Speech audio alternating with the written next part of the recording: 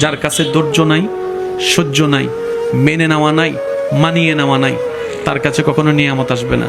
এই ক্ষেত্রে আমাদের অনেকের মনের একটা চাপা প্রশ্ন থাকে, জানতে চাওয়া যে ধৈর্য তো অনেক ধরেছি, আর কত ধৈর্য ধরবো, সহ্য তো অনেক করেছি, আর কত সহ্য করব। হাজার দিকে উত্তর না গিয়ে একটা উত্তর দেওয়ার চেষ্টা করি, মাথায় এবং মনে বসিয়ে রাখবেন যদি ভালো লাগে। ধৈর্য ততক্ষণ ধরবো যতক্ষণ আমাদের রব খুশি না হয়। সুবহানাল্লাহ। যতক্ষণ রব খুশি না হবে ততক্ষণ ধৈর্য, ততদিন ধৈর্য, তত মাস ধৈর্য, তত বছর ধৈর্য। কারণ আল্লাহ তাআলা জানেন কখন নিয়ামত দিলে আমাদের জন্য ভালো হবে, এটা আল্লাহই ভালো জানে।